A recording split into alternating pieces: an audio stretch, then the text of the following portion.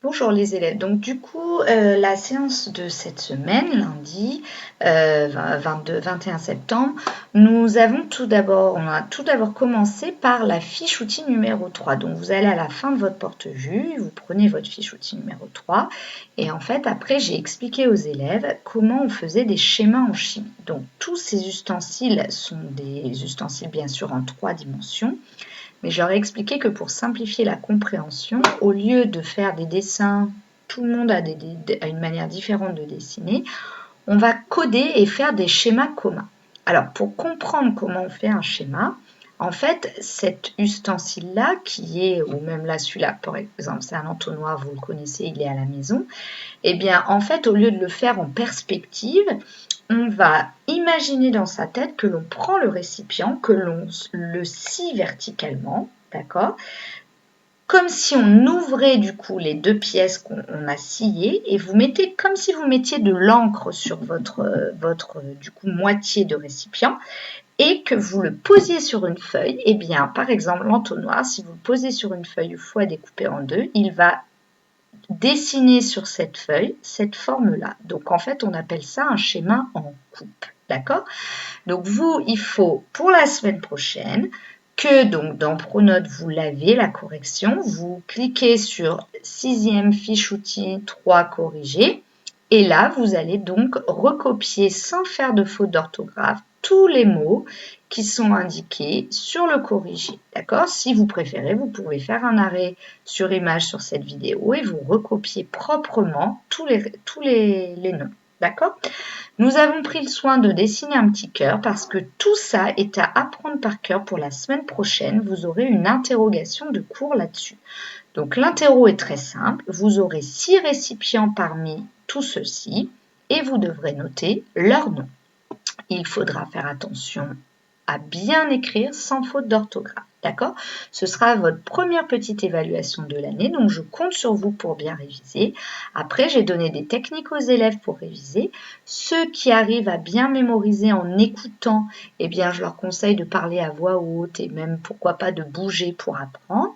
Par contre, ceux qui sont plutôt besoin de passer par l'écrit, eh bien, vous prenez une feuille, vous cachez toutes les réponses que vous avez et vous essayez de réécrire les noms jusqu'à temps que vous ne fassiez plus du tout de fautes d'orthographe, etc.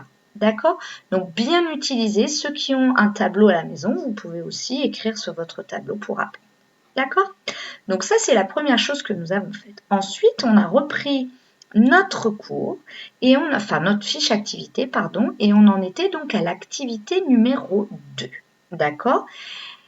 Pour cette activité numéro 2, en fait, il fallait ici recopier toutes les boissons de la table du goûter. Donc, ce que vous pouvez faire, c'est essayer de le faire tout seul. Donc, vous voyez là, vous avez tous les boissons à noter, l'oranginal, jus d'orange avec pulpe, etc. Vous allez les recopier ici, d'accord? Et puis après, on a travaillé énormément sur la racine des mots, du mot homogène et hétérogène, d'accord? Et donc, en fait, on a vu que le mot homogène, il commençait par une racine qui est la racine homo, d'accord? Et de la même manière, hétérogène commence par la racine hétéro. Et derrière, vous avez le suffixe gène, d'accord? Alors, les élèves ont un peu rigolé, mais ce qu'on a fait, on a essayé de trouver des mots qui commençaient par homo et hétéro, et bien entendu, eh bien, leur est venu à l'esprit homosexuel et hétérosexuel. Alors, le but, c'est pas de parler d'homosexuel et d'hétérosexuel, c'est de comprendre ce que veut dire homo et hétéro. En fait, homo, ça veut dire même sexe, et hétérosexuel, c'est sexe différent, d'accord? Des personnes de sexe différent. Donc, en fait, nous, on s'est dit homo, ça veut dire même, gène, on va dire apparence. Donc, c'est quand c'est un mélange, c'est-à-dire qu'il y a plusieurs constituants, mais quand on le regarde, on dirait qu'il n'y a qu'une chose dedans. D'accord? C'est le cas, par exemple, du lait. On ne voit pas plusieurs constituants dans le lait, pourtant, il y en a plusieurs. Donc, c'est un mélange homogène. Et au contraire, un mélange hétérogène, c'est quelque chose qui a une apparence différente.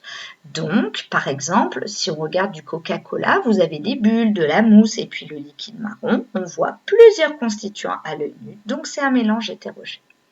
Et après, on a choisi une couleur, de mémoire jaune fluo pour homogène et rose fluo pour hétérogène. Et ensuite, dans notre liste de mots qui était en haut, nous avons tout simplement surligné de la bonne couleur, c'est-à-dire tout ce qui était homogène en jaune, tout ce qui était hétérogène en rose. D'accord?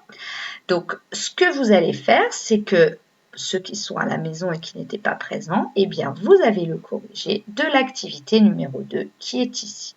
D'accord? Alors, ensuite, pour la semaine prochaine, ce que j'ai demandé aux élèves, c'est de faire déjà de regarder toutes les activités. J'ai oublié, on a copié un petit peu de cours, donc je vais vous montrer ce qu'il y a à copier. Et ensuite, dans vos porte-vues, vous avez donc juste après votre feuille rose de cours, vous avez une fiche d'exercice ici. D'accord? Donc, ce que je vais vous demander, c'est de faire dans l'exercice numéro 1 que la question 1 et la question 2. Ne faites pas la suite. Pour l'instant, nous n'avons pas suffisamment avancé dans la leçon pour le faire. D'accord? Et donc, le dernier point que je voulais vous signaler, c'est le cours. Donc, excusez-moi, je vous montre tout. Donc, nous avons tout simplement écrit le cours que nous avions vu la semaine d'avant. Donc, en fait, on a copié uniquement les 2 premiers points du cours. Donc, il y a plusieurs manières de réaliser un tableau que l'on fait au crayon à papier et la règle. Mais quand il y a plusieurs informations à croiser, on utilise un tableau à double entrée. C'est vrai que ce système est plus simple pour bien comprendre ce qui est donné comme information dans le tableau.